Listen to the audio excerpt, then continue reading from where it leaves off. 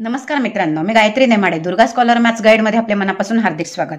मित्रांनो, national talent search exam 2019-20 ची आपल्याला ही प्रश्नपत्रिका मिळाली आहे. एक नमुना म्हणून मी तुम्हाला सोडवून देणार आहे. 13 डिसेंबरला याची परीक्षा आहे. तर त्याआधी जर तुम्ही हा व्हिडिओ पाहिला तर साधारण प्रश्न कशा स्वरूपाचे असतात याची आयडिया तुम्हाला येईल आणि ते कशा पद्धतीने सोडवायचे याचंही तुम्हाला गायडन्स मिळेल. तर राष्ट्रीय प्रज्ञाशोध परीक्षा 2019 ची जी प्रश्नपत्रिका होती ती आपल्याला बघायची आहे. प्रश्नपत्रिका आहे राज्यस्तरीय परीक्षा आणि प्रश्नपुस्तिका आपल्याला दिलेली आहे. यामध्ये शालेय क्षमता चाचणी म्हणजेच आपल्याला हा पेपर आहे सॅटचा, SAT सॅटचा हा पेपर आहे, म्हणजेच सोशलिस्टिक ऍप्टिट्यूड टेस्ट. इयत्ता 10वी साठी आहे आणि मराठी मीडियम आहे, त्याचबरोबर विथ इंग्लिश व्हर्जन. म्हणजेच आपल्याला एका पानावर इंग्रजी प्रश्न आहेत आणि तेच प्रश्न आपल्याला उजव्या बाजूला मराठीमधून दिलेले आहेत. हे पण मित्रांनो, डाव्या बाजूला आपल्याला इंग्रजीमधून प्रश्न आहेत आणि तेच प्रश्न आपल्याला उजव्या बाजूला मराठीतून आहे. आज आपण मराठी माध्यमाचा पेपर सोडवणार आहोत आणि आजचा विषय आहे गणित. चला तर मग आपण लगेच सुरुवात करूया. या सॅटच्या प्रश्नपत्रिकेमध्ये आपण हा गणिताचा पेपर सोडवणार आहोत. गणित त्यामध्ये 81 पासून 100 पर्यंत असे 20 प्रश्न विचारण्यात आलेले होते. संपूर्ण 20ही प्रश्नांचं स्पष्टीकरण, सखोल स्पष्टीकरण आपण बघणार आहोत, जेणेकरून अशा पद्धतीचे प्रश्न कसे सोडवतात हे तुम्हाला समजलं तर थोडंफार माझी हेल्प तुम्हाला पेपरमध्ये होईल. पहिला प्रश्न आहे 1 ते 1000 पर्यंत 7 ने भाग जाणाऱ्या सर्व नैसर्गिक संख्यांची बेरीज किती? म्हणजेच आपल्याला इथे एकूण संख्या किती आहेत 7 ने भाग जाणाऱ्या 1 ते 1000 मध्ये हे काढावं लागेल आणि त्यांची बेरीज करावी लागेल. यासाठी सोपी पद्धत अशी आहे. आता या प्रश्नाचं स्पष्टीकरण म्हणजे हा प्रश्न सोडवताना कसा सोडवायचा, तर आपल्याला 1 ते 1000 पर्यंतच्या 7 ने भाग जाणाऱ्या सर्व संख्यांची बेरीज. आता आपल्याला हे माहिती हवं की एकूण संख्या किती आहेत, की तेवढ्या संख्यांना 7 ने भाग जातो आणि तेवढ्या संख्यांची बेरीज करायची आहे. तर एकूण संख्या काढण्यासाठी आपल्याला 1000 पर्यंतच्या संख्या विचारलेल्या आहेत म्हणून 1000 आणि 7 ने भाग जाणाऱ्या म्हणून 7 ने त्याला आपण जर भाग दिला तर आपल्याला एकूण संख्या मिळतात. याला जर केलं तर इथे मिळतात 142 संख्या. एकूण किती मिळतील संख्या? 142. म्हणजे 142 संख्यांची आपल्याला काय करायची आहे? बेरीज करायची आहे. आता एवढ्या संख्यांची म्हणजेच 7च्या पटीत असणाऱ्या, म्हणजे 7 ने भाग दिलाय म्हणजे 7 1 7, 7 2 14, 7 3 21, म्हणजे आपल्याला 7 अधिक 14 अधिक 21 याप्रमाणे आपल्याला 142वी जी संख्या येईल तिथपर्यंत आपल्याला बेरीज करायची आहे. म्हणजे अधिक 142वी जी संख्या येईल, 142वी टर्म, त्यांची बेरीज करायची आहे याप्रमाणे. मग 142वी टर्म कोणती येईल म्हणजे तिथे कोणती संख्या येईल, तर त्यासाठी आपल्याला 142 गुणिले 7 केले तर आपल्याला 994 ही संख्या मिळते. म्हणजेच 7 अधिक 14 अधिक 21 असे 994 पर्यंत सर्व संख्यांची आपल्याला बेरीज करायची आहे. मग हे करायला खूप वेळ लागेल किंवा हे शक्य नाहीये. त्यासाठी आपल्याला ट्रिक्स वापरायची आहे की हा 7चा पाडा असल्यामुळे आपण यातून काय करणार आहोत? 7 बाहेर काढणार आहोत, म्हणजे कॉमन काढणार आहोत. आणि इथे 7 बाहेर काढल्यानंतर इथे 1 येईल, इथे 2 अधिक 3 याप्रमाणे अधिक 142. 142वी संख्या शेवटचा नंबर इतका आपल्याला काढायचा होता. म्हणजेच याच्यासाठी क्रमवार बेरीज आली म्हणून याच्यासाठी सूत्र आहे 7. याच्यासाठी आहे n इंटू n+1 भागिले 2 याप्रमाणे हे सूत्र होतं. आता हिच्यामध्ये आपल्याला किमती घालायच्या आहेत. इकडे n बरोबर 142 एकूण संख्या आहेत म्हणून 7 गुणिले 142 गुणिले 143 भागिले 2 यांचा जर आपण गुणाकार करून त्याला 2 ने जर भागलं तर आपल्याला उत्तर मिळतं 71,000 71. ही झाली आपली बेरीज आणि हेच झालं आपलं उत्तर आणि तो आहे पर्याय क्रमांक 3 वर, म्हणून उत्तर येईल पर्याय क्रमांक 3, म्हणून पर्याय 3 बरोबर. याप्रमाणे आपल्याला हे सोडवायचं होतं. आता इथेच आपल्याला 1 ते 1000 पर्यंत 5 ने भाग जाणाऱ्या किंवा 9 ने भाग जाणाऱ्या अशा जर आपल्याला संख्या विचारल्या असतील आणि त्यांची जर बेरीज विचारली असेल असा प्रश्न असेल तर इथे काय करायचं, इथे 9च्या पटीतील संख्या घ्यायच्या आहेत आणि 9 बाहेर काढून याप्रमाणेच आपल्याला या सूत्रामध्ये भाग करून आपल्याला ते सोडवायचं आहे. पुढील प्रश्न आपण लगेच बघूया. पुढील 82 नंबरचा प्रश्न आहे. 100 रुपये दर्शनी किमतीचे 160 शेअर्स 120 रुपये बाजार भावाने विकत घेतले, त्यावर कंपनीने 20% लाभांश घोषित केला, तर गुंतवणुकीवरील परताव्याचा दर किती? आपल्याला परताव्याचा दर म्हणजे पर्सेंटेज काढायचे आहेत. तर यामध्ये पहा, आपल्याला दर्शनी किंमत एकूण आपल्याला दर्शनी किंमत किती आहे तर 100 रुपये आहे आणि एकूण शेअर्स किती आहे तर 160 शेअर्स आहे. बाजार भाव किती आहे 120 रुपये आहे. याचाच अर्थ काय तर आपल्याला परताव्याचा दर सांगितलेला आहे, म्हणजे प्रत्येक शेअरला आपल्याला किती दर लागेल. मग आपण 160 शेअर्सचा भाव न काढता एका शेअरचा, कारण 160 शेअर्स एकाच भावाने ते आपल्याला परतावा करावा लागणार आहे दराने, तर म्हणून आपण एका शेअर्सचा भाव काढला तर तोच 160 ला लागू होणार आहे. म्हणून आपण इथे पहा,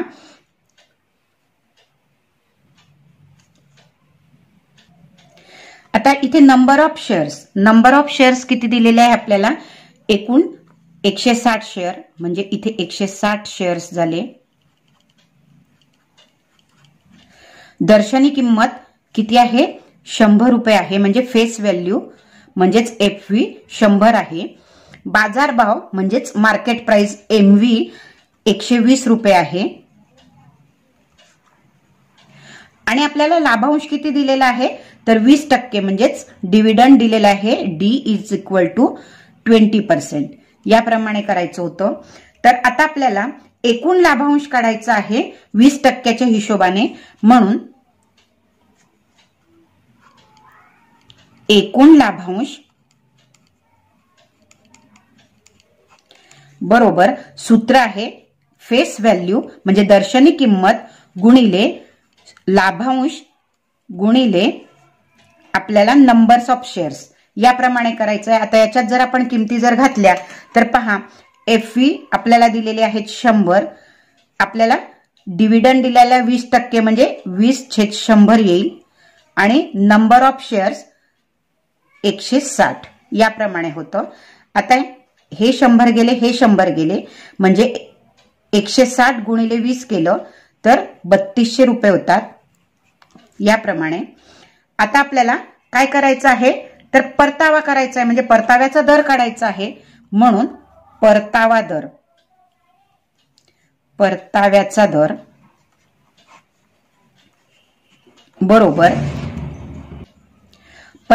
दर बरोबर आपल्याला सूत्र आहे एकूण लाभांश भागिले एकूण गुंतवणूक.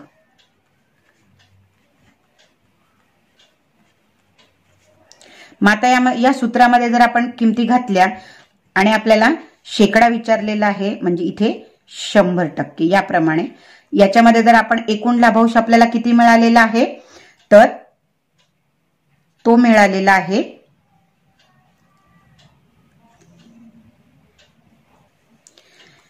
3200 रुपये, म्हणजे 3200 गुणिले हे 100 भागिले एकूण गुंतवणूक किती केलेली आहे तर ती आहे एकूण गुंतवणूक आपली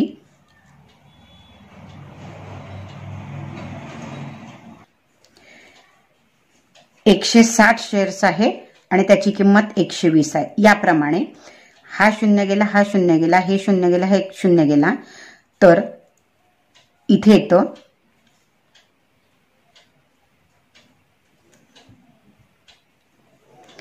16 × 16, 16 × 32 म्हणजे 200 झाले आणि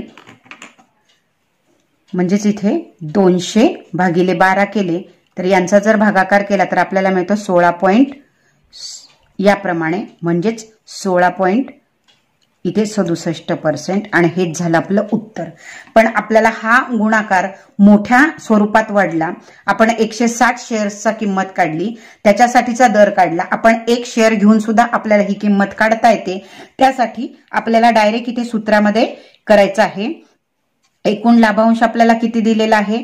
20%, 20 दिलेला आहे, बरोबर आहे. आणि एकूण गुंतवणूक आपली म्हणजेच 120 रुपये बाजार भाव आहे, गुणिले 100 जर केले तर पहा हे 0 गेलं, हे 0 गेलं, म्हणजे 200 भागिले 12, तर इथे येतात 16.666 याप्रमाणे, म्हणजेच 16 पॉइंट इथे 6चा 1चा इकडे दिला म्हणजे इथे झाले 67%. 16.67% इतका परताव्याचा दर आपल्याला द्यावा लागणार आहे आणि तेच उत्तर आहे आपलं पर्याय क्रमांक 1 वर. म्हणून आपलं उत्तर येईल पर्याय 1 बरोबर. पर्याय 1 बरोबर. याप्रमाणे सोडवायचं होतं. तुम्ही म्हणाल मॅडम एवढ्या पद्धतीने आपण करत बसलो तर आमचा पेपरची वेळ होऊन जाईल, पण पेपर पूर्ण होणार नाही. मी तुम्हाला समजवते आहे की अशा प्रकारची उदाहरणं कशी सोडवायची. मग हे लेंदी सोडवण्यापेक्षा आपण एका शेअरचा भाव काढला तरी आपल्याला तो दर तेवढाच मिळणार आहे. त्याच्यामुळे तुम्ही पद्धत जर मेथड जर तुम्हाला समजली तर तुम्हाला पटकन शॉर्टकट करता येणार आहे. पुढचं 83 नंबरचं उदाहरण आहे. आपल्याला समीकरण दिलेलं आहे x³ + 7x⁻². 83 नंबरचं उदाहरण पहा. x² + 7x² वजा x वजा 7 भागिले x² + 6x - 7 बरोबर किती? आता हे उदाहरण सोडवताना आपल्याला काय करायचं आहे की भागाकार करायचा आहे. याप्रमाणे इथे x² + 6x - 7 आणि इथे x³ + 7x² वजा x वजा 7 याप्रमाणे आपल्याला भागाकार करायचा आहे. इथे क्यूब आहे, इथे वर्ग आहे, म्हणजे आपल्याला x ने गुणावं लागणार. x² x² गुणिले x म्हणजे x³ होईल. इथे 6x गुणिले x म्हणजे इथे होईल 6x². इथे वजा 7 गुणिले x म्हणजे इथे येईल वजा 7x. यांची वजाबाकी करायची म्हणजे इथे आपल्याला काय करायला लागेल? चिन्ह बदल करावे लागतील आणि यांची वजाबाकी करून आपल्याला मिळते हे गेलं, इथे x² मिळतो. 7 मधून 6 गेले, 1 उरला आणि इथे अधिक 7 मधून 1 गेला म्हणजेच अधिक 6x वजा 7. इथे x² आहे, इथे x² आहे, म्हणजे आपल्याला इथे फक्त काय करावं लागणार आहे? एकाने गुणावं लागणार आहे. म्हणजेच ही राशी एकाने गुणल्यानंतर आपल्याला तसाचा तसा गुणाकार मिळणार आहे. इथे वजा केल्यानंतर इथे चिन्ह बदल होईल म्हणजेच इथे आपल्याला 0 0 मिळेल. म्हणजेच हे झालं आपलं उत्तर. तर बरोबर उत्तर किती मिळालेलं आहे आपल्याला? x + 1. हे झालं आपलं उत्तर. म्हणून आणि तो पर्याय दिलेला आहे पर्याय क्रमांक 4 वर, म्हणून उत्तर येईल पर्याय 4 बरोबर.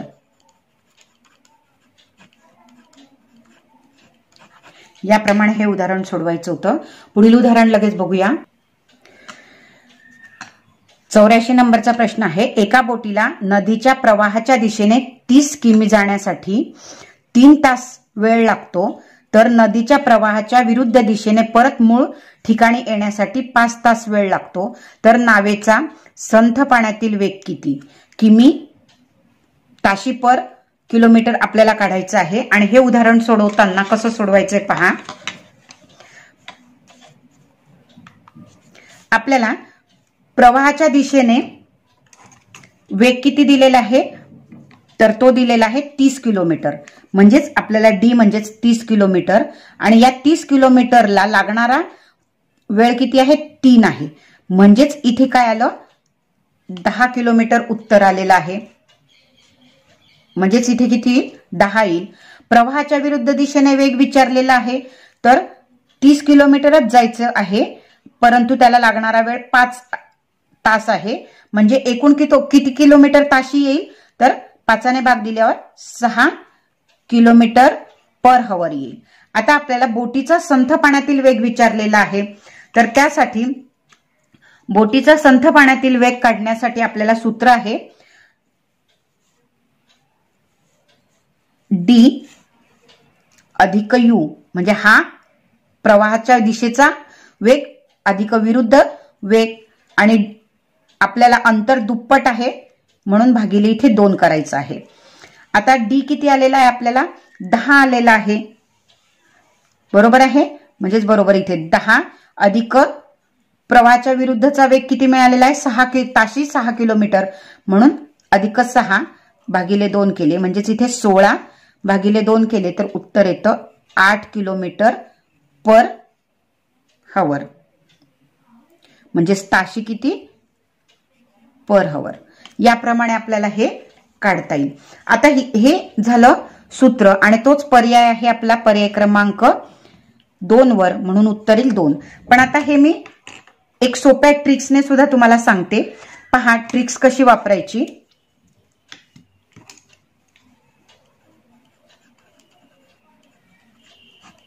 अशा पद्धतीचं जर उदाहरण आलं तर त्यासाठी ट्रिक्स कशी वापरायची. आपल्याला दोन्ही बाजू म्हणजे येणारा आणि जाणारा, इकडून जाणारा आणि परत येणारा, म्हणजे आपल्याला 30 किलोमीटर 30 किलोमीटर म्हणजे 2 वेळेला दिलेला आहे. त्यासाठी काय करायचं 1/2 गुणिले 30/3 अधिक 30/5 याप्रमाणे जर आपण केलं तर आपल्याला उत्तर लगेच मिळतं 1/2. इथे आपल्याला 30ला 3 ने भागलं म्हणजे इथे 10 येतात, अधिक इथे 6 येतील, म्हणजेच 16/2 बरोबर 8 मिळतात, म्हणून 8 किलोमीटर पर हवर हे झालं आपलं उत्तर. आणि तो पर्याय आहे पर्याय क्रमांक 2 वर, म्हणून उत्तर येईल पर्याय क्रमांक 2 बरोबर. याप्रमाणे आपल्याला हे सोडवायचं होतं. पुढील उदाहरण लगेच बघू. 85 नंबरचं उदाहरण आहे 1 ते 1000 पर्यंतच्या सर्व समसंख्यांची बेरीज व 1 ते 1000 पर्यंतच्या सर्व विषम संख्यांची बेरीज यातील आपल्याला काय करायचं आहे फरक विचारलेला आहे. म्हणजे अगोदर आपल्याला समसंख्यांची बेरीज करावी लागेल आणि विषम संख्यांची बेरीज करावी लागेल आणि त्यांची वजाबाकी करावी लागेल, कारण फरक विचारलेला आहे. तर आता आपल्याला 1 ते 1000 पर्यंतच्या एकूण किती समसंख्या येतात, तर एकूण 500 समसंख्या येतात. 1 ते 1000 पर्यंत समसंख्या, एकूण समसंख्या किती येतात तर 500, आणि विषम संख्या एकूण विषम संख्या, म्हणजे समसंख्या ही 500 आहेत आणि विषम संख्या ही 500 आहेत. मग आता आपल्याला यांची काय करायची आहे बेरीज करायची आहे. मग त्यासाठी सूत्र काय वापरणार तर पहा, आधी आपण समसंख्यांची बेरीज करू. समसंख्यांची बेरीज बरोबर, यासाठी आपल्याला पहिली समसंख्या कोणती आहे, पहिली समसंख्या अधिक शेवटची समसंख्या, शेवटची समसंख्या भागिले 2. पहिली समसंख्या आहे 2 अधिक शेवटची समसंख्या आहे 1000 भागिले 2, म्हणजेच काय, आणि गुणिले इथे एकूण संख्या, एकूण संख्या किंवा एकूण समसंख्या, एकूण समसंख्या 500 आहेत. याप्रमाणे आता जर इथे केलं यांची बेरीज केली तर 1002 गुणिले 500 भागिले 2, तर यांचा जर आपण गुणाकार करून 2 ने जर भाग दिला तर 2,50,500 इतकी त्यांची बेरीज येते. आणि तीच जर आपण विषम संख्यांची बेरीज केली तर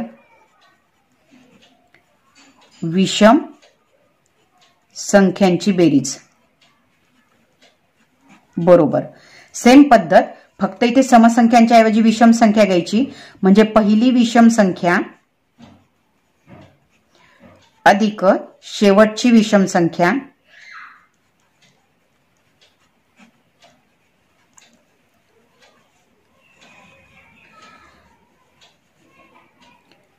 भागिले 2 आणि याला काय करायचं आहे गुणिले एकूण संख्या, एकूण विषम संख्या याप्रमाणे. आता इथे मावलं नाही म्हणून इकडे जागा नव्हती म्हणून मी इकडे लिहिलं. आता इथे पहा, इथे एकूण 500 आहेत विषम संख्या, कारण सम आणि विषम संख्या दोघी 500 आहेत. पहिली विषम संख्या आपल्याला 1 आहे, अधिक शेवटची विषम संख्या आहे 999 भागिले 2. म्हणजेच की काय आलं आपलं 500 गुणिले 1000 भागिले 2. यांचा जर आपण 500 गुणिले 500 केलं तर इथे येतं याप्रमाणे 2,50,000. आणि आता आपल्याला काय विचारलेलं आहे, फरक विचारलेला आहे.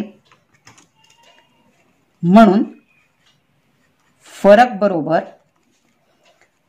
2,50,500 वजा 2,50,000 बरोबर 500.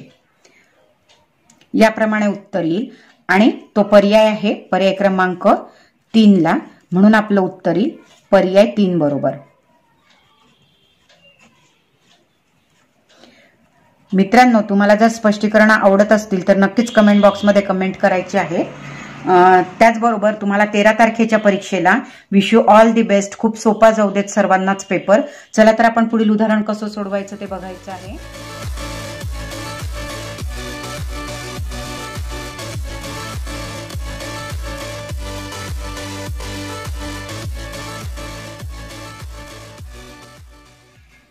शहाऐंशी नंबरचं उदाहरण दिलेलं आहे. एका वर्गीकृत वारंवारता वितरण सारणीवरून जर n बरोबर 100, h बरोबर 10, CF बरोबर 38, F बरोबर 18 आणि L बरोबर 50 या माहितीच्या आधारे मध्य किती, मध्य म्हणजेच मेडियन काढायचं आहे.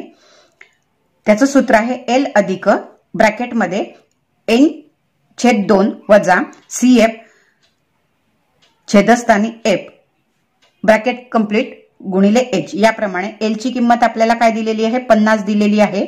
म्हणजे जर मी इथे 50 अधिक ब्रॅकेटमध्ये n आपल्याला 100 दिलेला आहे, म्हणजे 100 भागिले 2 वजा CF दिलेला आहे 38 आणि डिवाइड बाय F किती दिलेला आहे 18 इंटू H दिलेला आहे आपल्याला 10 म्हणजेच इंटू 10.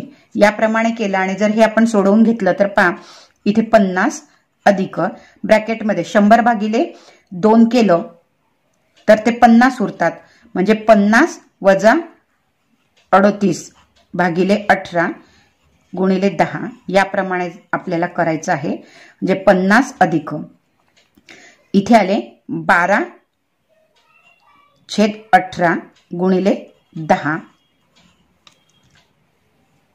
म्हणजे याची व्हॅल्यू किती आली 50 अधिक 120 भागिले 18 ते आपल्याला उत्तर मिळतं 6.66 आणि यांची जर आपण बेरीज केली तर येते 56.66 याप्रमाणे. म्हणजेच काय होतो तो 6चा 7 होतो. म्हणजेच आपल्याला उत्तर किती मिळालं, मेडियनचं उत्तर किती मिळालं आपल्याला तर 56.666. याचाच अर्थ काय 56.37 आणि ते उत्तर आहे पर्याय क्रमांक 1 ला. म्हणून आपण म्हणू शकतो पर्याय 1 बरोबर. याप्रमाणे आपल्याला हे सोडवायचं होतं. पुढील उदाहरण आपण लगेच बघूया. पुढील 87 नंबरचं उदाहरण पहा. 21 वजा x व 35 वजा x यांचे माध्यम प्रमाणपद 27 वजा x असेल तर x ची किंमत किती असं विचारलंय. आणि हा प्रश्न सोडवताना आपल्याला काय करावं लागेल, मध्यम प्रमाणपद 27 वजा x दिलेला आहे म्हणजेच इथे आपल्याला 27 वजा x चा वर्ग करावा लागेल, बरोबर पहिलं पद 21 वजा x गुणिले दुसरं पद 35 वजा x यांचा आपल्याला गुणाकार करावा लागेल। आणि जेव्हा आपण हे समीकरण सोडवलं तर कसं येतं, 27 वजा x चा वर्ग म्हणजे त्या ब्रॅकेटचा वर्ग म्हणजे हे आपल्याला a वजा b चा ब्रॅकेटचा स्क्वेअर हे आपल्याला सोडवायला लागेल। 27 चा वर्ग होतो 729 वजा 27 गुणिले 2 54x इंटू x अधिक x चा वर्ग बरोबर 21 गुणिले 35 यांचा जर गुणाकार केला तर तो मिळतो 735 21 इंटू x आणि वजाचं चिन्ह आहे म्हणून वजा 21x इथे वजा x गुणिले 35 म्हणजे इथे वजा 35x होतात। इथे वजा वजा अधिक x चा वर्ग याप्रमाणे येईल। इकडे अधिक x आणि इकडे अधिक x म्हणजे इकडे गेल्यानंतर आपल्याला हा x कट होतो, हा x कट होतो। आता इथे आहे, इथे यांची बेरीज करायला लागेल। 729 वजा 54x बरोबर 735 वजा 21 अधिक 35 बरोबर 56x होतात। आपण व्हेरिएबल एका बाजूला करून घेतले म्हणजेच काय तर 56x वजा 54x बरोबर 735 वजा 729 म्हणजेच इथे 2x बरोबर यांची वजाबाकी केली तर 6 मिळते म्हणून x बरोबर 6 भागिले 2 बरोबर 3 म्हणजे आपल्याला x ची किंमत किती मिळाली तर x बरोबर 3 मिळाली। आणि आपल्याला काय विचारलेलं आहे तर x स्क्वेअर ची किंमत विचारली आहे म्हणून x चा वर्ग बरोबर 3 चा वर्ग बरोबर 9 आणि हेच झालं आपलं उत्तर। म्हणून आणि तो पर्याय क्रमांक दिलेला आहे पर्याय 4 वर म्हणून आपण म्हणू शकतो पर्याय 4 बरोबर। याप्रमाणे आपल्याला हे उदाहरण सोडवायचं होतं। पुढील उदाहरण लगेच बघूया। पुढील 89 नंबरचा प्रश्न आहे, एका सायकल दुकानदाराने एक सायकल गिऱ्हाईकास GST करासह 10,304 रुपयास गिऱ्हाईकास GST चा दर 12 असल्यास त्याला किती SGST भरावी लागेल। 10,304 GST दिलाय आणि दर दिलेला आहे आपल्याला 12% आणि SGST विचारलेला आहे। तर आपल्याला इथे विक्री माहित नाहीये म्हणून आपण इकडे विक्री X मानू, विक्री म्हणजेच SP बरोबर X मानू। आता X ची किंमत काढताना आपल्याला X अधिक म्हणजे विक्री अधिक आपल्याला किती दर GST दिलेला आहे म्हणजेच कर तर 12% दिलाय म्हणजे 12/100 आणि X वर दिलेला आहे म्हणजेच विक्रीवर दिलेला आहे म्हणून 12x/100 बरोबर एकूण रक्कम किती दिलेली आहे 10,304। आता इथे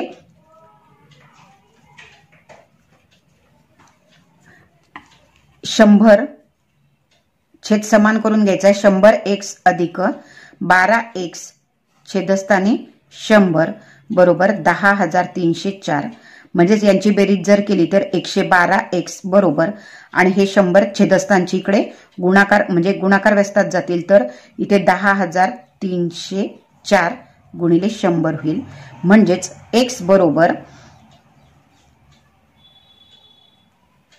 भागिले 112 आणि जर आपण यांचा भागाकार केला तर x ची किंमत आपल्याला मिळते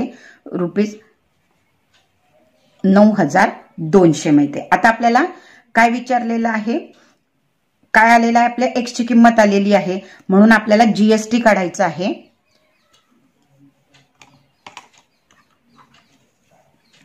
म्हणून GST बरोबर 10,304 वजा x ची किंमत म्हणजेच आपल्याला विक्री वजा करायची आहे 9,200 केलं तर ती मिळते 1,104 रुपये। म्हणून आपल्याला SGST बरोबर 1104 भागिले 2 केले तर ते मिळतात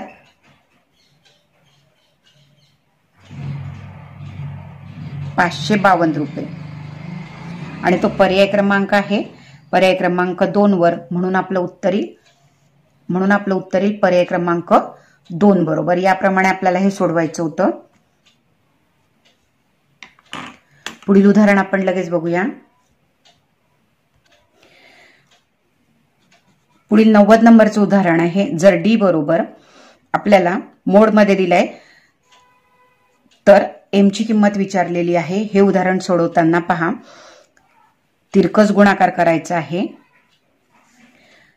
3 × स्क्वेअर रूट ऑफ 5 m वजा 5 × 6 बरोबर 0। म्हणजेच आपल्याला यांचं काय करायचं आहे 3 × स्क्वेअर रूट ऑफ 5 m बरोबर यांचा गुणाकार 30 आला तो इकडे केल्यानंतर अधिक 30 होतो म्हणून m ची किंमत काढायची आहे 30। आता इथे गुणाकारात आहे तर इथे गुणाकार व्यस्तात जाईल 3 × 3 × स्क्वेअर रूट ऑफ 5 याप्रमाणे 3 × 3 इथे 10 झाले म्हणजेच इथे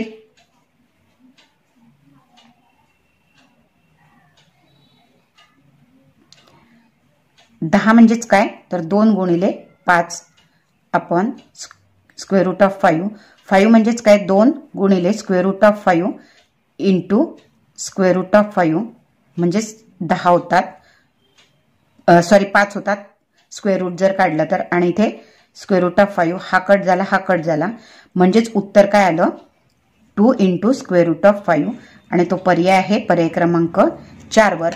याप्रमाणे आपल्याला हे उत्तर सोडवायचं होतं। पुढील उदाहरण म्हणजे एम ची किंमत किती आली 2 × 2 स्क्वेअर रूट ऑफ 5 किंवा 2 वर्गमूळामध्ये 5 याप्रमाणे आपल्याला हे सोडवायचं होतं।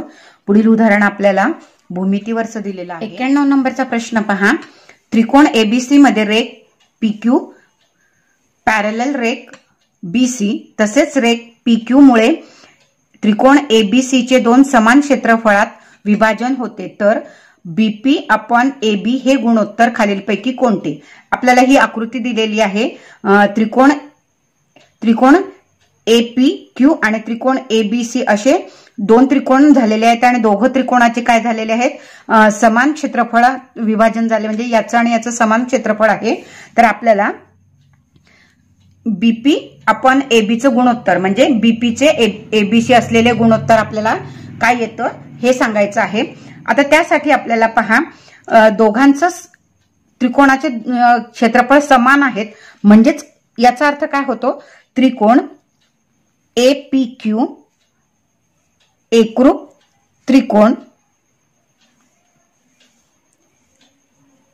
ABC कशामुळे तर AA टेस्ट अँगल टेस्ट मुळे म्हणजेच हा अँगल आणि हा अँगल हे आणि हे सेम येईल यावरून आपल्याला ठरवता येईल।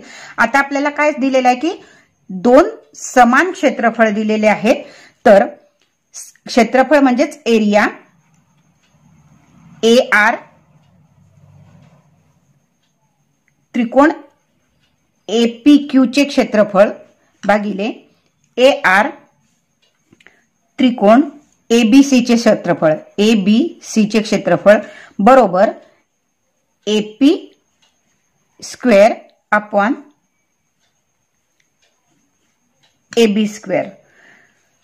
याचाच अर्थ काय होतो की त्रिकोण एरिया ऑफ त्रिकोण म्हणजेच त्रिकोण APQ चे क्षेत्रफळ भागिले आपल्याला एरिया ABC बरोबर काय होतं ABC बरोबर काय होतो हा अधिक हा मिळून आपल्याला पूर्ण हा आणि हा या दोघांचं काय होतं आपल्याला या त्रिकोणाचं आणि चौकोनाचं क्षेत्रफळ मिळून त्रिकोण ABC चं क्षेत्रफळ मिळतं म्हणून आपल्याला म्हणता येईल एरिया APQ अधिक एरिया BPQC किंवा PBCQ, कोण कसंही करा, BPQC असं येईल. आणि बरोबर काय आहे, एपीचा वर्ग छेदस्थानी एबीचा वर्ग. याप्रमाणे आपल्याला मांडणी करायची होती. आता इथे जर एरिया अपॉन APQ बरोबर AR, म्हणजे आपण जर वरचा कॅपिटल घेतला म्हणजे दोन मिक्स होणार नाही, AR अपॉन BPQ. यानुसार आपल्याला काय म्हणता येईल की एरिया अपॉन APQ हा काय झाला, हाफ झाला आपला. म्हणून 1/2 बरोबर एपीचा वर्ग छेद एबीचा वर्ग. म्हणून 1/, आता इथे वर्ग म्हणजे दोघांचे वर्ग आहे, तर जर आपण वर्ग काढून घेतले तर एपी अपॉन एबी, जर म्हणजे वर्ग काढून घेतले तर आपल्याला इथे येईल 1/2. याप्रमाणे मिळेल. याचाच अर्थ काय होईल, 1 वजा एपी छेद एबी, एपी छेद एबी बरोबर 1 वजा एपी ची किंमत किती मिळालेली आहे, 1/√2. म्हणून आता इथे आपल्याला छेद समान करून घ्यायचा, म्हणजे याला √2 वजा 1 अपॉन √2 हे झालं आपलं उत्तर. आणि तो पर्याय क्रमांक आहे पर्याय क्रमांक 1 वर. आता इथे हे जे दिलेलं आहे याचं जर आपण सोडवून घेतलं तर 2 म्हणजेच √2 इंटू √2 वजा √2 अपॉन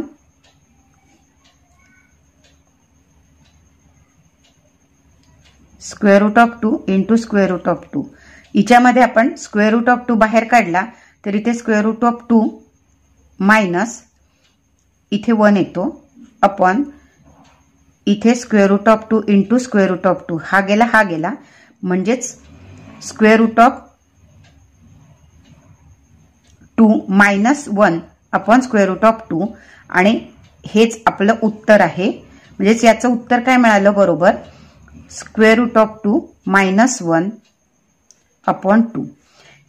याचा पण पर्याय सारखा, म्हणून पर्याय क्रमांक 1 आणि पर्याय क्रमांक 2 सुद्धा येईल. कारण याचाच अर्थ काय होतो, इज इक्वल टू हे. जर आपण सोडवलं तर याची पण व्हॅल्यू तेवढीच येते. म्हणून आपल्याला 2 पर्याय मिळाले, 1 आणि 4 बरोबर. याप्रमाणे हे सोडवायचं होतं. पुढील उदाहरण आपण बघूयात लगेच. पुढील 92 नंबरचं उदाहरण बघा. आपल्याला 30, 60 आणि 90 मापाचे 2 काटकोन त्रिकोण आकृतीत दाखवल्याप्रमाणे जोडल्यावर काटकोन त्रिकोण BAC तयार झाला. म्हणजे हे 2 त्रिकोण जोडल्यानंतर आपल्याला पूर्ण एक मोठा त्रिकोण झाला. त्रिकोण ABD च्या परिमितीचे, म्हणजे या त्रिकोणाच्या परिमितीचे त्रिकोण ACD या त्रिकोणाच्या परिमितीशी असलेले गुणोत्तर कोणते, हे काढायचे आहे. याचं स्पष्टीकरण थोडं मोठं येईल मित्रांनो, कारण प्रश्नच तसा विचारलेला आहे. त्यामुळे आपल्याला थोडं लेंदी याचं स्पष्टीकरण होणार आहे.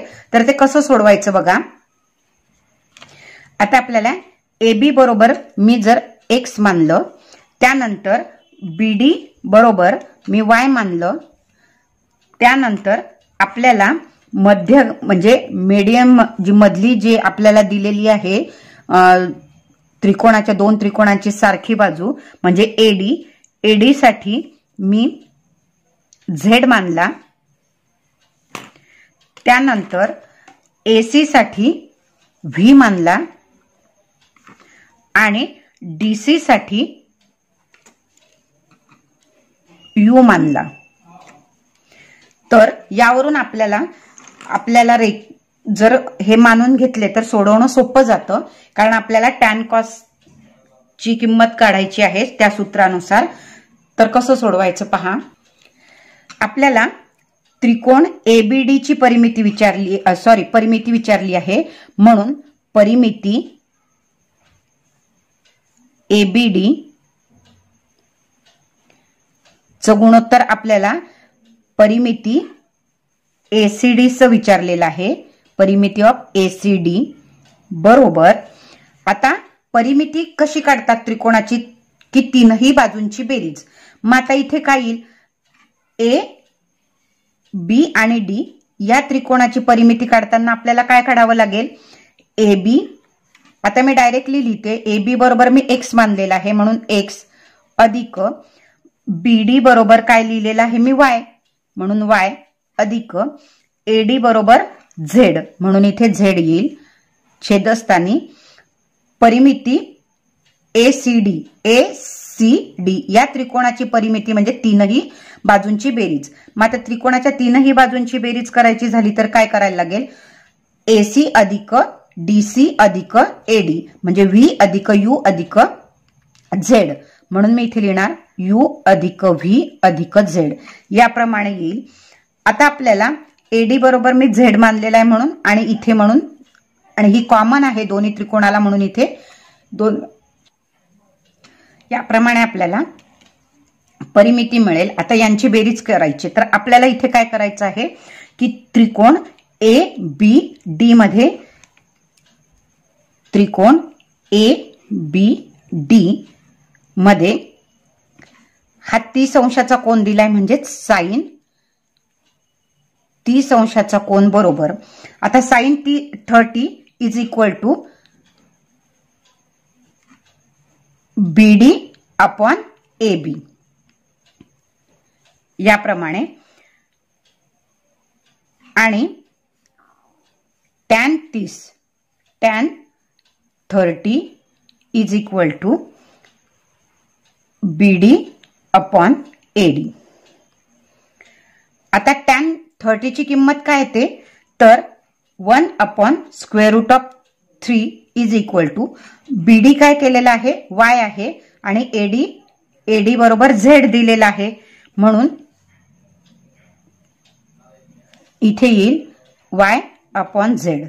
म्हणजेच आपण असं म्हणू शकतो की वाय बरोबर हा झेड इकडे काही गुणाकार व्यस्तात जाईल.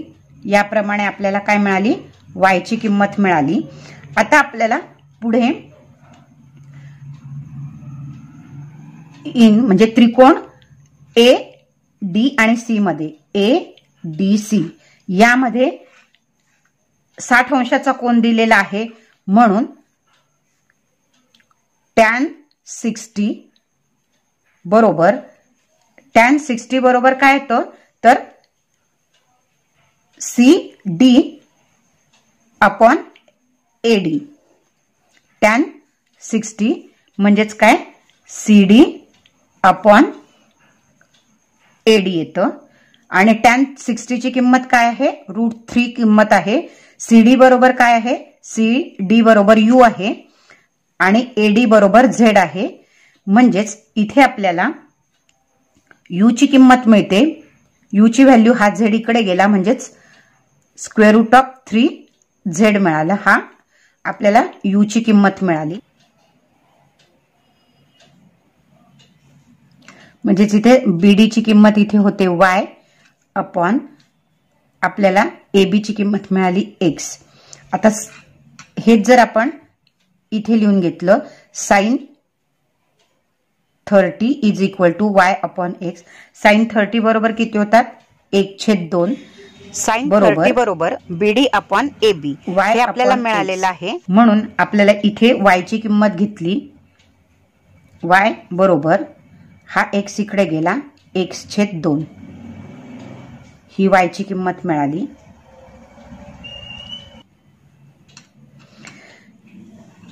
यावरून आपल्याला काय म्हणता येईल, y बरोबर x/2. आता या y ची किंमत आपल्याला किती मिळालेली आहे, तर ही किंमत जर भरली, y बरोबर z/√3 is equal to x ची किंमत इथे x/2 केले, म्हणजेच आपल्याला काय मिळेल, x बरोबर हा 2 आहे इकडे गुणाकार व्यस्तात जाईल, म्हणजे 2z/√3 ही आपल्याला x ची व्हॅल्यू मिळाली. यावरून आपल्याला sin 60 बरोबर uv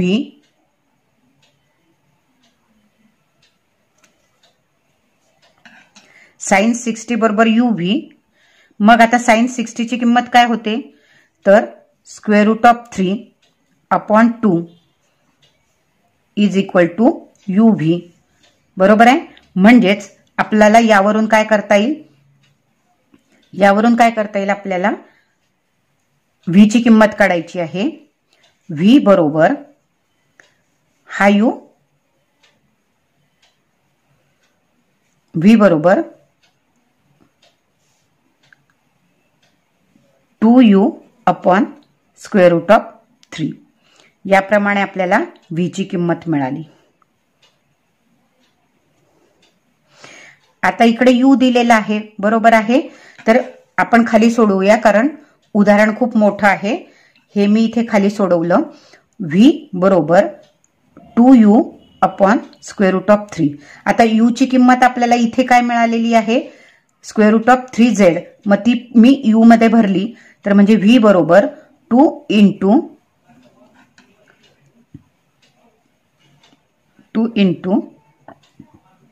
√3z/√3. हा कट झाला, म्हणजे इथे शिल्लक काय राहिला, 2z. म्हणून v बरोबर 2z हे मला मिळालं. आता आपल्याला एरिया विचारलाय, म्हणजे या सूत्रामध्ये आपण जर किमती भरल्या तर पहा, PR म्हणजेच perimeter of ABD upon perimeter of ACD बरोबर x + y + z upon u + v + z. आता या सगळ्यांच्या किमती जर मी भरल्या तर मला उत्तर मिळणार. मग आता x ची किंमत काय मिळालेली आहे आपल्याला, पहा,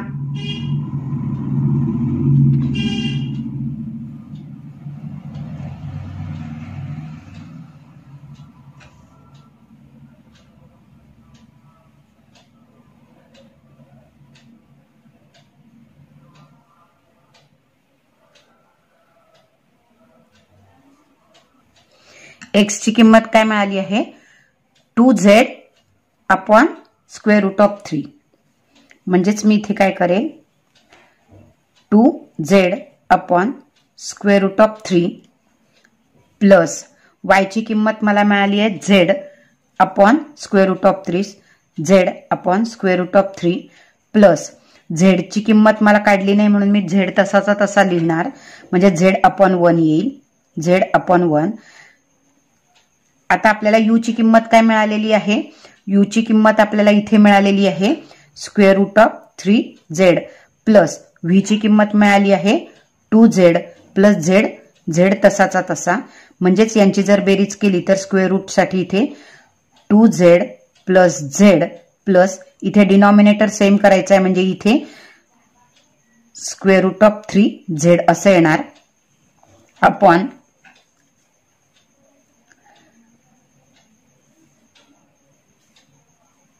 √3 हा डिनॉमिनेटरला. आणि आता इथे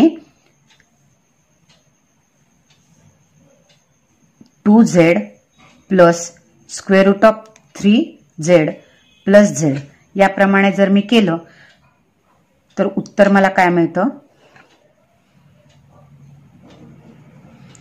हा खाली येणार is equal to 2z plus z 3z plus square root of 3z upon हा square root of 3 into 2 + 3 2 + 1 3z plus square root of 3z बरोबर आहे. म्हणजे इथे हे कट होईल, हे कट होईल, म्हणजेच इथे शिल्लक काय राहिला 1 अपॉन स्क्वेअर रूट ऑफ 3.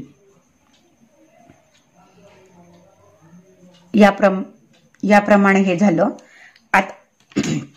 आता प्रश्नामध्ये आपल्याला काय विचारलेलं आहे की त्रिकोण ABD च्या परिमितीचे ACD च्या परिमितीशी असलेले गुणोत्तर म्हणजेच काय, तर त्रिकोण ACD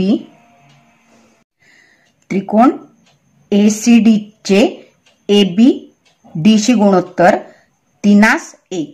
म्हणजे इथे आपल्याला पेरिमीटर ACD बरोबर 3 मिळालेले आहे, स्क्वेअर रूट ऑफ 3 मिळाले आहे किंवा वर्गमूळामध्ये 3 मिळालेले आहेत आणि त्रिकोण ABD ची परिमिती आपल्याला 1 मिळाली आहे. म्हणून स्क्वेअर रूट ऑफ 3:1 किंवा गुणोत्तर 1 याप्रमाणे येईल. म्हणजेच हा आपला पर्याय आला पर्याय क्रमांक 2 वर. त्याचप्रमाणे आपल्याला पर्याय क्रमांक 3 सुद्धा येतो. कसा पहा, 3:स्क्वेअर रूट ऑफ 3. आता 3 म्हणजेच काय, तर square root of 3 into square root of 3 म्हणजे वर्गमुळात 3 गुणिले वर्गमुळात 3 आणि हा छेदस्थानी हा वर्गमुळातला 3 आहे. एक वर्गमुळातला 3 कट झाला म्हणजे शेवटी वरती काय राहतो, वर्गमुळामध्ये 3 आणि खाली इथे 1 शिल्लक राहतो. म्हणजेच आपल्याला गुणोत्तर काय मिळालं, स्क्वेअर रूट ऑफ 3:1 आणि तो पर्याय क्रमांक 3 वर आहे. म्हणजे ह्याचं जर आपण सरळ रूप दिलं किंवा सोपं रूप दिलं तर हेच मिळणार आहे. म्हणून पर्याय क्रमांक 2 आणि 3 याप्रमाणे आपल्याला हे उत्तर मिळालेले आहे. पुढील उदाहरण आपण लगेच बघूया.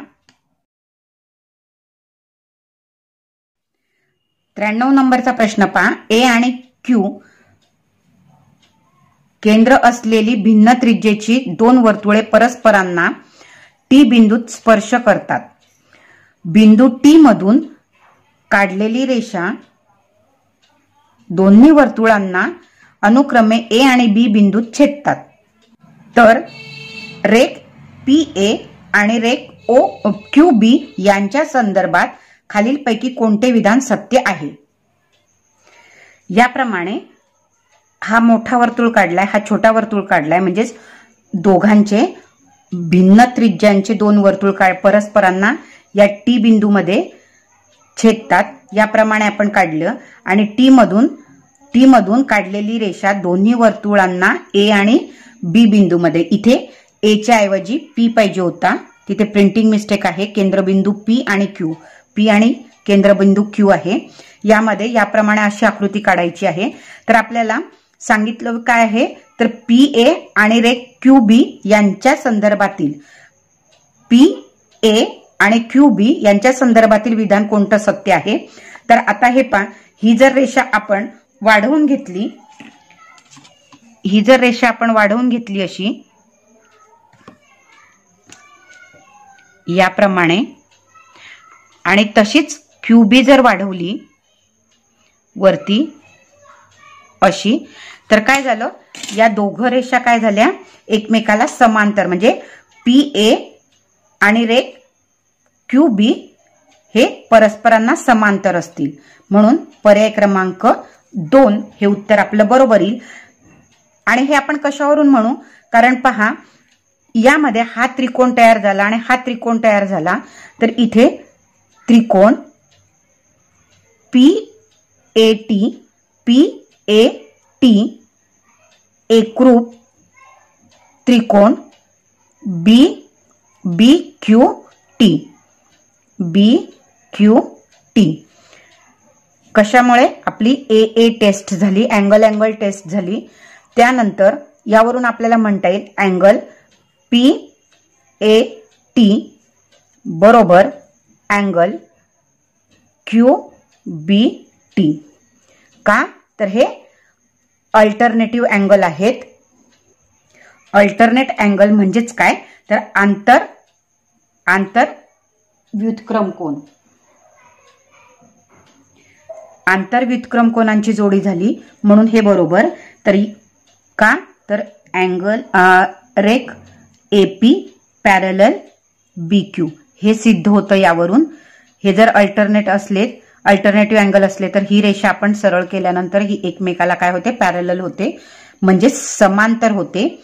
म्हणून आपल्याला पर्याय क्रमांक 2 हे उत्तर मिळणार आहे. 94 नंबरचं उदाहरण पाहायचं आहे आपल्याला लगेच. PQRS आणि T हे पॉइंट दिले. यापैकी कोणते बिंदू X अक्षावर नाहीत? Is not on X axis, म्हणजेच X अक्षावर कोणते बिंदू येणार नाहीत. तर आपल्याला माहिती आहे काय, इकडे पहा, याप्रमाणे आपल्याला फर्स्ट पार्ट मध्ये प्लस प्लस येतो, सेकंड मध्ये मायनस प्लस, थर्ड पार्ट मध्ये मायनस मायनस आणि फोर्थ मध्ये प्लस मायनस येतो. आता यामध्ये आपल्याला एक्स ऍक्सिसवर म्हणजे एक्स ऍक्सिसवर कोणते बिंदू येणार नाही तर पहा, इथे आपल्याला 3 घेतलेले आहे, म्हणजे इथे 0 नाही म्हणून हा घेता येणार नाही. इथे 0 आहे म्हणजे हा येणार नाही, हा आपल्याला एक्स ऍक्सिसवर काढता येईल. इथे -1 दिलाय म्हणजे हा 0 नाही म्हणजे हा 1 येणार नाही.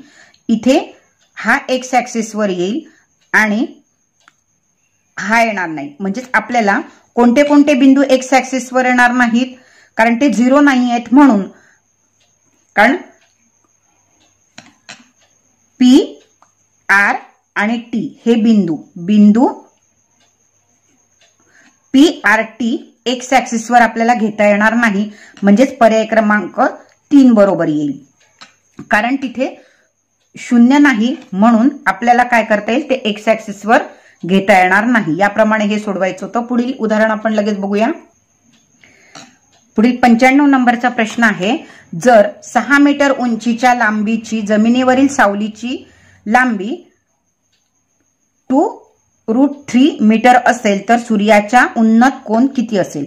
आता ही आकृती आपल्याला कसं करायला लागेल, हा खांब आहे, त्याची 6 मीटर लांबी दिलेली आहे आणि त्याची आपल्याला सावली किती दिलेली आहे, 2√3 मीटर दिलेली आहे. आणि आपल्याला याप्रमाणे काय होईल, याप्रमाणे आपल्याला तो त्रिकोण मिळेल आणि इथे आपल्याला थीटा म्हणजे हा कोन आपल्याला काढायचा किती अंशाचा होईल, हा आपल्याला किती अंशाचा होईल हे दिलेला काढायचा आहे. तर इथे हा 90 अंशाचा झाला. आता आपल्याला माहिती आहे की इथे आपल्याला हा अँगल काढायचा आहे म्हटल्यानंतर इथे टॅन थीटा बरोबर टॅन थीटाची किंमत काय येणार, आपण इथे ABCD लिहून घेतलं, म्हणजे त्रिकोणाला जर नाव दिलं A, B आणि C, तर AB अपॉन BC याप्रमाणे येईल. आता AB ची किंमत किती दिलेली आहे, 6 मीटर दिलेली आहे आणि BC ची किंमत किती दिलेली आहे, 2√3 दिलेले आहे.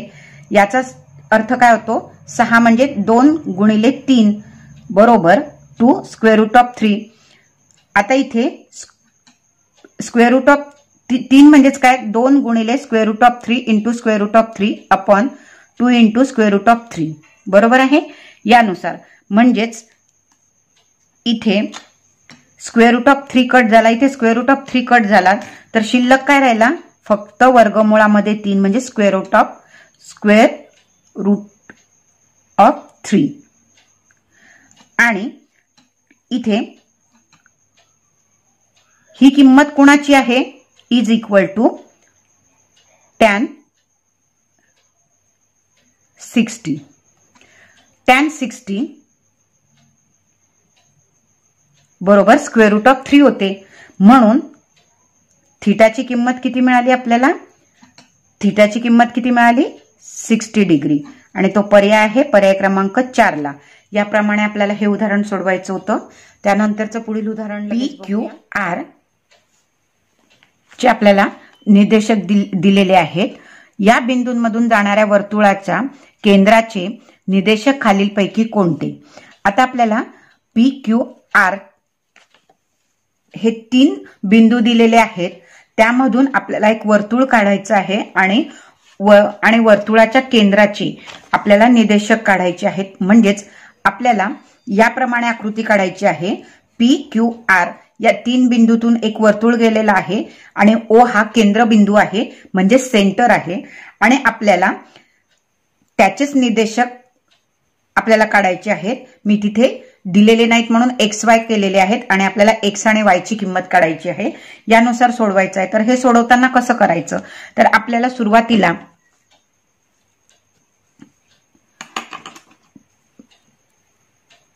PO बरोबर वर्गमुळामध्ये 6 वजा x चा स्क्वेअर अधिक दुसरा बिंदू आहे आपला -6 वजा y चा स्क्वेअर. याप्रमाणे आपण लिहून घेतलं. त्यानंतर Q बरोबर आपण लिहिलं QO बरोबर 3 वजा x चा वर्ग अधिक -7 वजा y चा स्क्वेअर. याप्रमाणे आपण लिहिलं. आणि आता आपण RO बरोबर लिहू. RO बरोबर RO ची किंमत इथे 3 वजा x चा वर्ग अधिक पुन्हा इथे 3 दिलेला आहे म्हणजे x ची व्हॅल्यू 3 दिलेली आहे. 3 वजा y चा वर्ग. याप्रमाणे आपण लिहून घेतल्यानंतर आपल्याला माहिती आहे की देअरफॉर PO चा वर्ग बरोबर QO चा वर्ग. मग आता आपण जर या किमती घालून जर ते समीकरण सोडवलं तर आपल्याला काय मिळेल, इथे वर्ग केलाय म्हणून आपल्याला वर्गमुळाचा वर्ग केला म्हणजे वर्गमुळाचं चिन्ह निघून जाईल आणि आपल्याला फक्त काय मिळेल 6x चा वर्ग अधिक -6 वजा y चा वर्ग बरोबर Q ची किंमत आहे 3 वजा x चा वर्ग अधिक -7 वजा y चा वर्ग. आता हे आपण जर सोडवलं समीकरण तर काय मिळेल पहा. 6 चा वर्ग होतो 36, x चा वर्ग होतो वजा x म्हणजे x चा वर्ग होतो. इथे वजा चिन्ह आहे म्हणून 6x गुणिले 2 म्हणजेच वजा 12x झाले.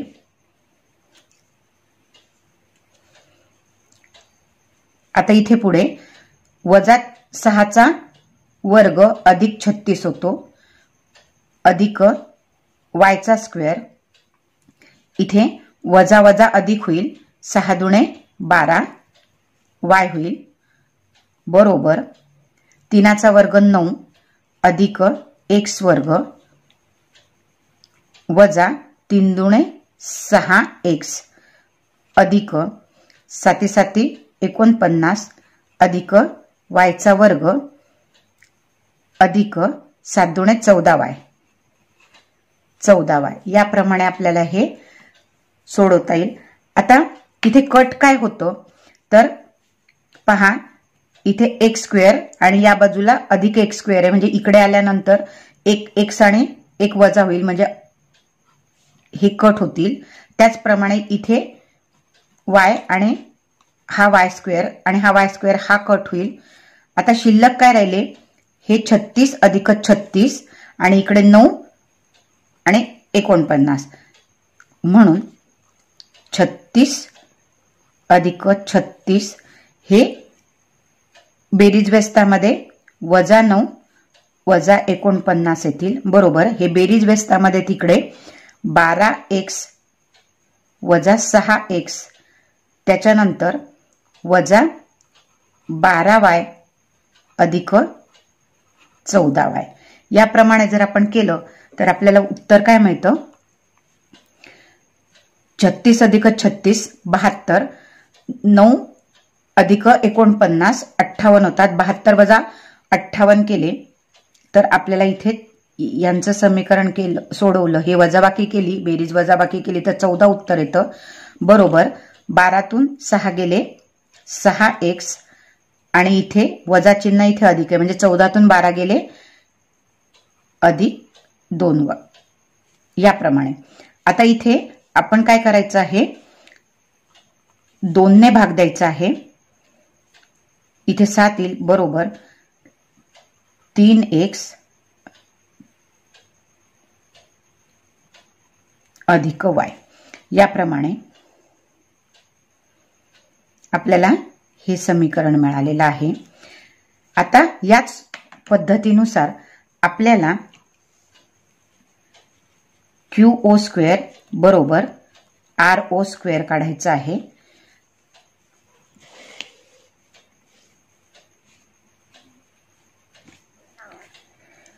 QO² म्हणजेच इथे याचा स्क्वेअर केला तर इथे स्क्वेअर रूट निघून जातं, म्हणजेच उरतं काय 3 - x² अधिक -7 - y² बरोबर r ची व्हॅल्यू आहे 3 - x² अधिक 3 - y² याप्रमाणे.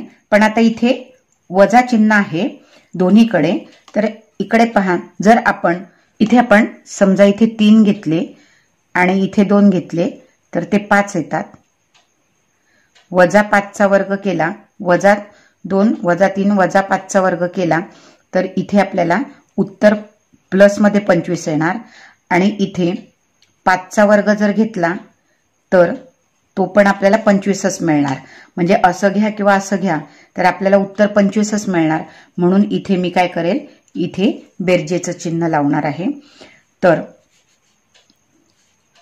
इथे हे पद आणि हे पद 0 होईल, यांची जर वजाबाकी केली तर 0 होईल. उरले काय इथे, आणि इथे आपल्याला काय करायचं आहे, वर्ग काढून टाकायचा आहे. म्हणजेच आपल्याला काय मिळेल 7 अधिक y बरोबर 3 वजा y. म्हणून y बरोबर हा y इकडे आल्यानंतर इथे येईल 2y आणि हा 7 तिकडे गेल्यानंतर -4 येईल. म्हणून y बरोबर -4 भागिले 2 बरोबर -2. म्हणजे y ची किंमत आपल्याला काय मिळाली तर -2 मिळाली. यानुसार आपल्याला या समीकरणामध्ये आपल्याला किंमत टाकायची आहे 3x अधिक y बरोबर 7. y ची किंमत आपल्याला -2 मिळाली आहे बरोबर 7. म्हणून x बरोबर हे तिकडे गेल्यानंतर 7 अधिक 2 आणि हे 3 भागाकारात जातील, म्हणजे 9 भागिले 3 बरोबर 3. म्हणजे आपल्याला x बरोबर 3 मिळाले. म्हणून आपले निदेशक x आणि y ची काय मिळालेले आहे बरोबर x ची 3 मिळाली आहे आणि y ची -2 मिळाली. हेच काय झालं आपलं उत्तर झालेलं आहे. आणि तो पर्याय क्रमांक आहे, पर्याय क्रमांक 1 वर. याप्रमाणे आपल्याला हे उत्तर सोडवायचं होतं, हे उदाहरण सोडवायचं होतं. पुढील उदाहरण आपण लगेच बघू. 97 नंबरचं उदाहरण पहा. एका धातूच्या शंकूची उंची 9 सेंटीमीटर व तळाची त्रिज्या 7 सेंटीमीटर आहे. तो शंकू वितळवून 11 सेंटीमीटर लांब व 6 सेंटीमीटर रुंद असा तळ असलेल्या इष्टिका चिती तयार केली तर इष्टिका चितीची उंची किती? आपल्याला हे उदाहरण सोडवायचं आहे. तर यामध्ये आपल्याला जो धातूचा शंकू आहे त्या शंकूचं घनफळ काढावं लागणार आहे आणि इष्टिका चितीचं घनफळ काढावं लागणार आहे.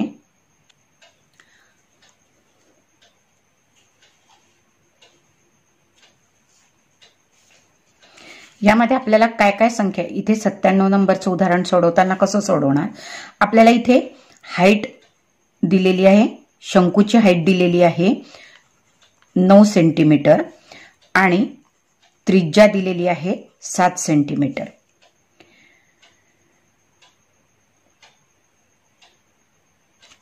आता इष्टिका चिती हे झालं आपलं शंकू,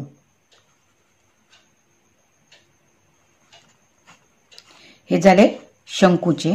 त्याचप्रमाणे आपल्याला इष्टिका चिती दिलेली आहे आणि इष्टिका चितीची लांबी दिलेली आहे 11 सेंटीमीटर आणि ब्रीथ म्हणजेच रुंदी दिलेली आहे 6 सेंटीमीटर आणि एच बरोबर प्रश्नचिन्ह. आपल्याला एच बरोबर काढायचं आहे. आता आपल्याला शंकूचे घनफळ आणि इष्टिका चितीचे घनफळ याचं सूत्र माहिती असलं तर लगेच सुटेल. म्हणून शंकूचे घनफळ, कारण शंकू आपल्याला वितळवायचा आहे, शंकूचे घनफळ बरोबर इष्टिका चिती चे घनफळ. याप्रमाणे शंकूचे म्हणजेच काय, volume of cone. Volume of cone is equal to volume of cuboid.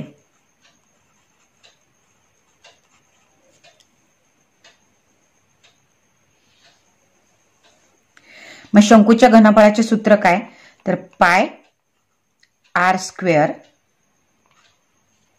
1/3 पाय आर स्क्वेअर एच बरोबर इष्टिका चितीचे घनफळाचं सूत्र आहे लांबी गुणिले रुंदी गुणिले उंची म्हणजे एल इंटू बी इंटू एच. याप्रमाणे आता आपण त्याच्या जर किमती जर घातल्या तर काय होईल पहा. इथे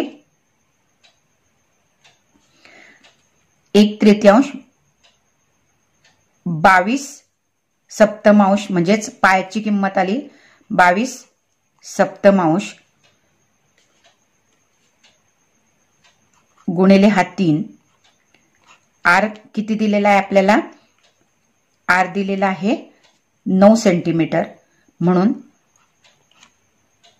9चा वर्ग, सॉरी आपल्याला त्रिज्या 7 दिलेली आहे, 7चा वर्ग आणि हाईट दिलेली आहे 9 बरोबर. इथे लांबी दिलेली आहे 11 गुणिले 6 गुणिले एच काढायचा आहे. तर यामध्ये हा एक 7 गेला, हा एक 7 गेला, 3 1 3, 3 3 9 म्हणजेच 22 गुणिले 7 गुणिले 9 भागिले 11 गुणिले 6 हा इकडे म्हणजेच हा एच मिळतो. म्हणून एच बरोबर आता यांचा गुणाकार केला 11 1 11, 11 दुणे 22, 3 दुणे 6 म्हणजे हे गेले म्हणजेच आपल्याला एच किती मिळाली 7 सेंटीमीटर. आणि तो पर्याय आहे का, पर्यायामध्ये हो, पर्याय क्रमांक 3 वर आहे म्हणून आपण म्हणू शकतो आपलं उत्तर येईल पर्याय 3 बरोबर.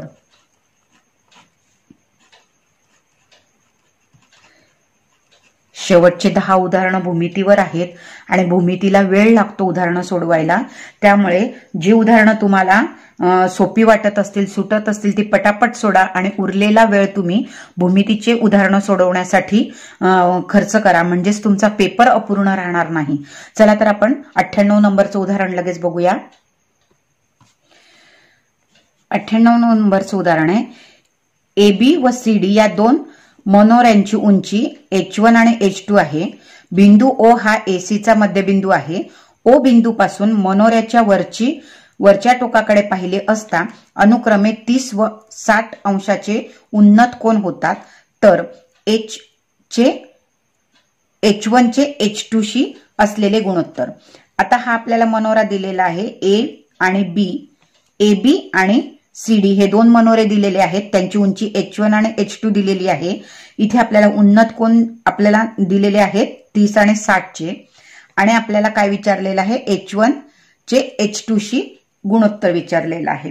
तर हे सोडवताना कसं सोडवणार, तर बघा याप्रमाणे आकृती 30 अंशाचा कोन आणि 60 अंशाचा कोन दिलाय. आपल्याला H1 चे H2 शी गुणोत्तर विचारलेलं आहे. H1 चे H2 शी असलेले गुणोत्तर विचारलेलं आहे. मग पहा इथे tan 30 म्हणजे 30 अंश बरोबर. आता इथे 30 अंशाचा दिल्यानंतर tan काय येईल तर H1 अपॉन आपल्याला इथे AD येईल इकडे, सॉरी AO आहे हा AO मिळाला. tan 30 ची किंमत आपल्याला माहिती आहे, काय आहे 1/√3 बरोबर H1 AO याप्रमाणे. तसेच आपल्याला 60 ची किंमत पण करून घ्यायची, 60 अंशाची. म्हणजेच आपल्याला इथे tan 60 बरोबर H2/OC. tan 60 ची किंमत किती आहे तर √3 बरोबर H2/OC. हे आपल्याला मिळालेलं आहे. आपल्याला गुणोत्तर विचारलेलं आहे, बरोबर आहे की नाही. म्हणजेच काय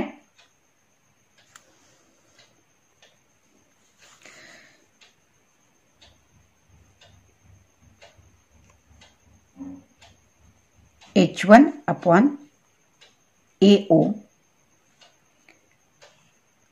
अपॉन H2/OC बरोबर याची किंमत काय आहे 1/√3 अपॉन √3. आता इथे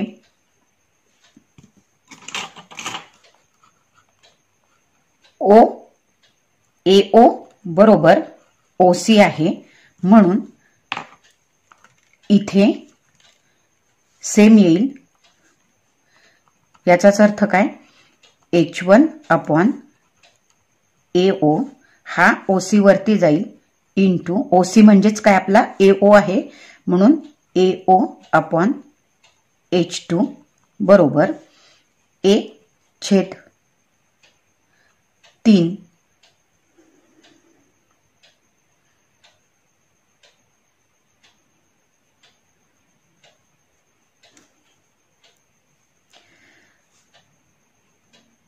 गुणिले हा 1/3 याप्रमाणे आले. हे कट झाले, म्हणजेच काय मिळालं मला H1/H2 बरोबर √3 इंटू √3 म्हणजेच काय होतो 3 होतो. म्हणजेच मला गुणोत्तर काय मिळालं H1 चे H2 शी गुणोत्तर असलेले 1/3. हे झालं माझं उत्तर. आणि हा पर्याय कोणत्या पर्यायामध्ये आहे बघूया आपण. 1/3 गुणोत्तर आपल्याला मिळालेला आहे पर्याय क्रमांक 4 मध्ये. म्हणून आपण म्हणू शकतो पर्याय 4 बरोबर. याप्रमाणे आपल्याला हे उदाहरण सोडवायचं होतं. पुढील उदाहरण आपण लगेच बघूया. 99 नंबरचं 99 नंबरचं उदाहरण आहे. धातूचा 6 सेमी व्यासाचा एक गोळा वितळून 4 मिमी व्यासाचा तार तयार केली तर त्या तारेची लांबी किती. आपल्याला तारेची लांबी काढायची आहे. धातूचा गोळा आहे तो वितळवायचा आहे आणि त्याचा व्यास आहे 6 सेंटीमीटर. म्हणजे धातूचा गोळा 6 सेंटीमीटर व्यासाचा आहे. AB व्यास किती 6 सेंटीमीटर दिलाय, म्हणजे हा 3 सेंटीमीटर आणि हा 3 सेंटीमीटरचा, म्हणजे असा एकूण 6 सेंटीमीटर. म्हणजे आपल्याला इथे व्यास म्हणजेच D दिलेला आहे 6 सेंटीमीटर, म्हणून R बरोबर 6/2 बरोबर 3 सेंटीमीटर. हा झाला, म्हणजे हे झाले गोलाचा व्यास, गोलाची त्रिज्या. किती मिळाली गोलाची त्रिज्या आपल्याला 3 सेंटीमीटर मिळाली. आता आपल्याला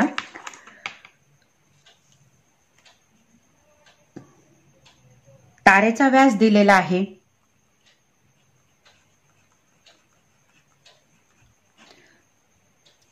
तारेचा व्यास बरोबर 4 mm 4 मिलीमीटर, म्हणजेच त्याची त्रिज्या किती येईल तर 2 मिमी येईल. आपल्याला इथे सेंटीमीटर मध्ये कन्व्हर्ट करायचं असेल तर 2/10 म्हणजे 0.2 सेंटीमीटर. सेंटीमीटर मध्ये आपण त्याचं रूपांतर करून घेतलं, कारण इकडे पण गोलाची त्रिज्या सेंटीमीटर मध्ये आहे, म्हणजेच आपल्याला उदाहरण सोडवायला सोपं जाईल. आता आपल्याला माहिती आहे की गोलाचे घनफळचं सूत्र हे माहिती असलं तर लगेच सोडवता येईल. गोलाचे घनफळ जेवढं येईल ते वितळून त्याच्यापासून आपल्याला काय करायचं आहे, तार बनवायची आहे.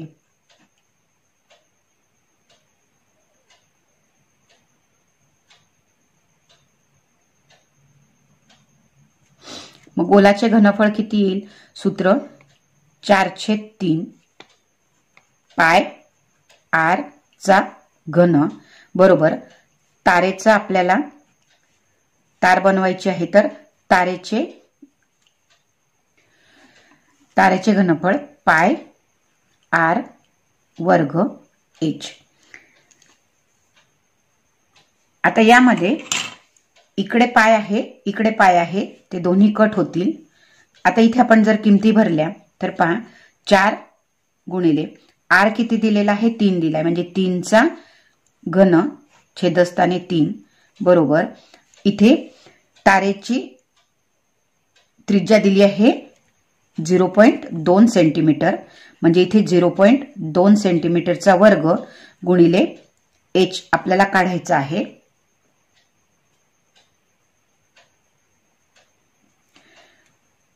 तर इथे हिच्यातून हा एक 3 गेला, तर हिच्यातून एक 3 जाईल, म्हणजे इथे 2 उरेल, बरोबर आहे. म्हणजेच 4 गुणिले 3चा वर्ग किती झाला, 9 बरोबर इथे 0.04h याप्रमाणे येईल. म्हणून h बरोबर 4 गुणिले 9 भागिले 0.04. याचाच अर्थ आपल्याला काय मिळेल,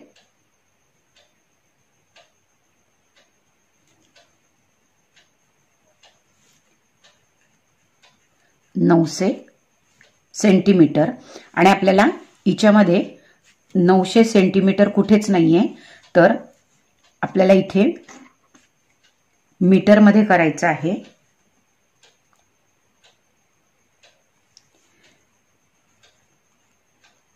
,900 सेंटीमीटर बरोबर 9 मीटर.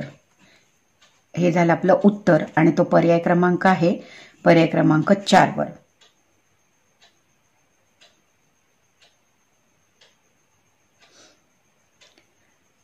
याप्रमाणे आपल्याला हे उदाहरण सोडवायचं होतं, म्हणून आपण म्हणू शकतो की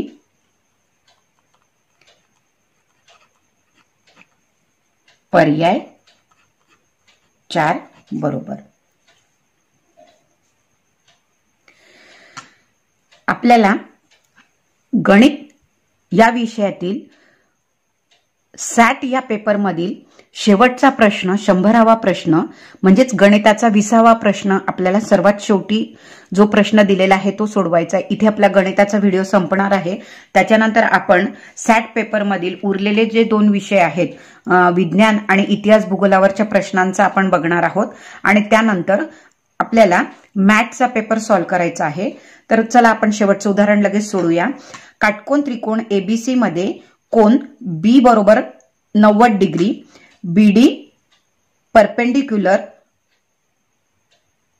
एसी, एबी बरोबर बी, बीडी बरोबर सी आणि बीसी बरोबर ए, एडी बरोबर 8 दिलेला आहे युनिट आणि डीसी बरोबर 10, तर बी बरोबर किती. आता एडी बरोबर 8 दिलेला आहे 8 युनिट, डीसी बरोबर 10 युनिट दिलेला आहे, आणि याप्रमाणे आपल्याला दिलेले आहे, आणि आपल्याला बी ची व्हॅल्यू काढायची आहे. म्हणजेच आपल्याला काय काढायचं आहे, बी बरोबर किती, म्हणजेच एबी बरोबर किती असं आपल्याला ही काढायची किंमत. तर कसं काढणार, आता आपल्याला माहिती आहे काय, बाय जिओमेट्रिक मीन प्रॉपर्टी नुसार आपल्याला हा लंबदुभाजक आहे, म्हणजेच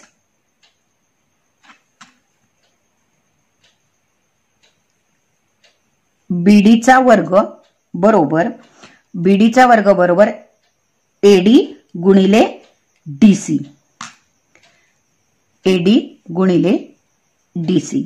आता एडी ची किंमत किती दिलेली आहे आपल्याला, तर 8 दिलेली आहे आणि इथे डीसी किंमत 10 म्हणजेच हे झाले 80।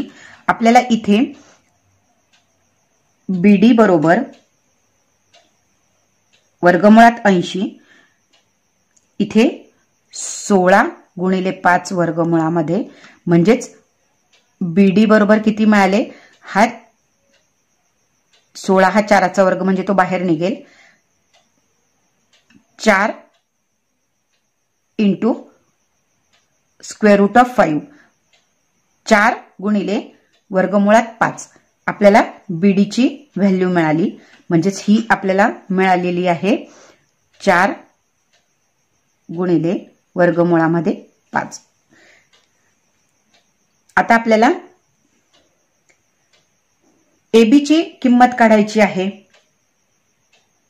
आणि पायथागोरस, कारण हा काटकोन त्रिकोण आहे आणि काटकोन त्रिकोणानुसार पायथागोरसचा थेरम आपल्याला माहिती आहे काय, तर कर्णवर्ग किंवा कर्ण किंवा आपण एबी म्हणू, एबी म्हणजेच आपल्याला बी दिलेला आहे, बी बरोबर वर्गमुळामध्ये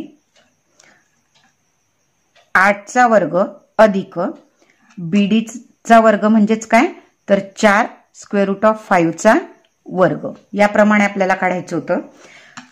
बरोबर 8चा वर्ग किती होतो, तर 64 होतो, अधिक 4चा वर्ग 16 गुणिले स्क्वेअर रूट म्हणजेच इथे आपल्याला 5 मिळेल, 64 अधिक 64 प्लस 16 85 मीन्स प्लस 80, यांची बेरीज केली तर आपल्याला मिळते 144 आणि हा वर्ग आहे 12चा। म्हणजेच बी बरोबर आपल्याला काय मिळालं, 12 हे उत्तर मिळालेलं आहे। याप्रमाणे सोडवायचं होतं आणि तो पर्याय आहे पर्याय क्रमांक 2 वर, म्हणून आपण म्हणू शकतो पर्याय 2 बरोबर। अशा पद्धतीने आपल्याला हा पेपर सोडवायचा होता। तुम्हाला जर आवडला असेल तर नक्कीच कमेंट बॉक्समध्ये कमेंट करायची आहे। मित्रांनो, थोडा व्हिडिओ म्हणजे मोठा झालेला आहे, कारण प्रत्येक स्पष्टीकरण आपल्याला पण पूर्ण डिटेलमध्ये बघितलेलं आहे। तुम्हाला माझा व्हिडिओ आवडल्यास नक्कीच लाईक करा, शेअर करा आणि कमेंट करून नक्की कळवा की तुम्हाला हा व्हिडिओ कसा वाटला। त्याआधी चॅनल सबस्क्राईब करा, बेल आयकॉनला क्लिक करा, म्हणजे जेणेकरून नवनवीन अपलोड केलेल्या व्हिडिओजचे नोटिफिकेशन तुम्हाला सर्वात अगोदर मिळेल।